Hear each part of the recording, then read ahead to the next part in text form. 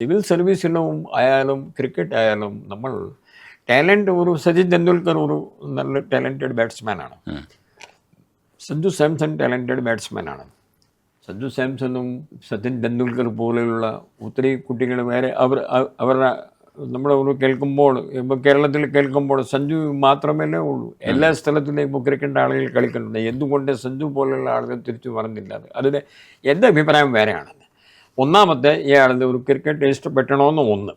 പിന്നെ ഇപ്പോഴത്തെ ഈ കാലത്തിൽ ആ കുട്ടി 6, 7, 8 വയസ്സ് മുതൽ ഇപ്പോൾ ഒരു രാജസ്ഥാൻ ഈ IPL രാജസ്ഥാനിലുള്ള ഒരു സൂര്യവംശി പറഞ്ഞിട്ട് ഒരു കുട്ടി കളിക്കുന്നുണ്ടല്ലോ, 13 വയസ്സുകാരൻ.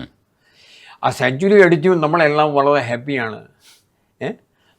പക്ഷേ ആ യാത്ര ഇയാൾക്ക് തുടങ്ങിയത് 5-6 വർഷം മുമ്പാണ്. When he was only 8-9 year old.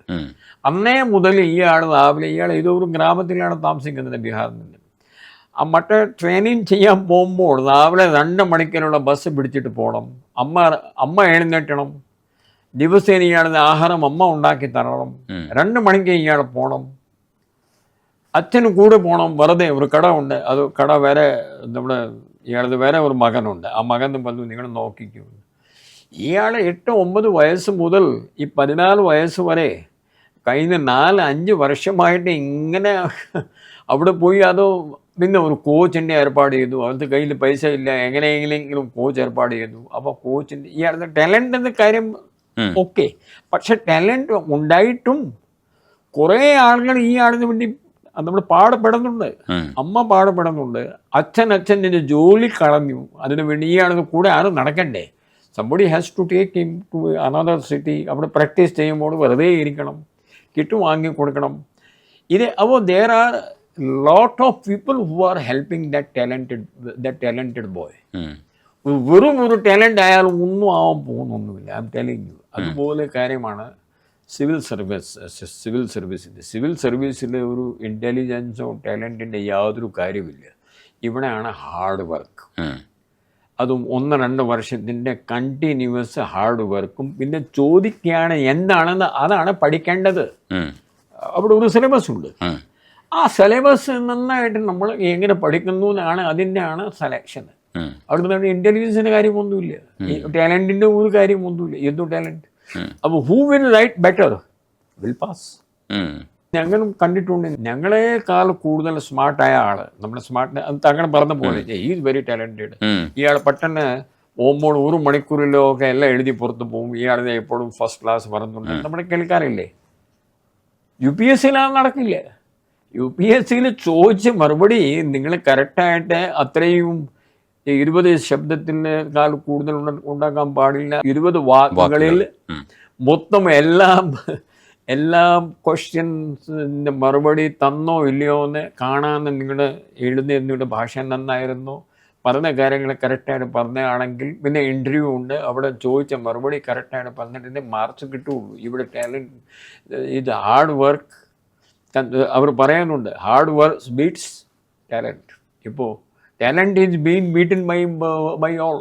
വെറും ഒരു ടാലൻറ്റ് കൊണ്ട് സ്പോർട്സിലും ഗുണമുണ്ടാവില്ല, സിവിൽ സർവീസിൽ തീരെയും ഗുണമില്ല എന്ന് ഞാൻ പറഞ്ഞിരിക്കുകയാണ്. ഞങ്ങളൊക്കെ എല്ലാം 2nd ക്ലാസ് കൊണ്ടൊക്കെ പാസ്സായവരാണ്. രാജസ്ഥാനിൽ അല്ലാതെ മാർക്സ് അവർ തരുന്നില്ല. 60% മാർക്സിൻ്റെ നിയമമുണ്ട്. MA മാസ്റ്റേഴ്സ് ഓഫ് ആർട്സിൽ നിങ്ങൾ എത്ര മാർക്സ് വന്നാലും രാജസ്ഥാൻ യൂണിവേഴ്സിറ്റിയുടെ നിയമമുണ്ട്. Only 60% will be given.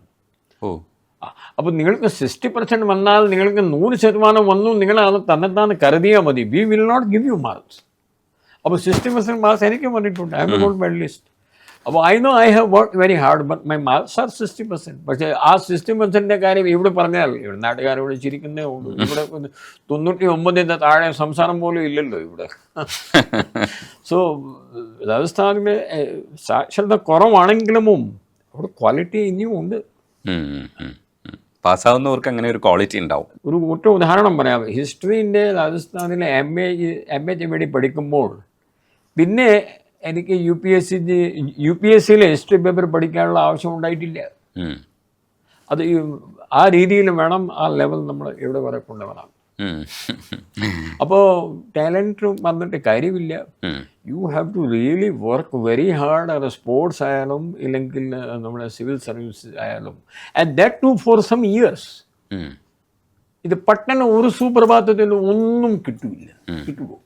രാഷ്ട്രീയത്തിൽ നോക്കൂ, ഇവിടെയൊക്കെ വന്ന് ഇപ്പോൾ ഇരിക്കുന്ന ചീഫ് മിനിസ്റ്ററോ ഇപ്പോൾ ഇരിക്കുന്ന ഏത് മന്ത്രിയോ ഏത് സംസ്ഥാനമായാലും ഇന്ത്യയിലും അവരൊക്കെ കഴിഞ്ഞ 50 വർഷം മുമ്പാണ് തുടങ്ങിയത്. പെട്ടെന്ന് ഇവിടെ ഏതോ ഒരു ടിക്കറ്റ് വാങ്ങി മന്ത്രിയാക്കാന്ന് ആരും പറഞ്ഞാണെങ്കിൽ ഇതൊന്നും ശരിയല്ല.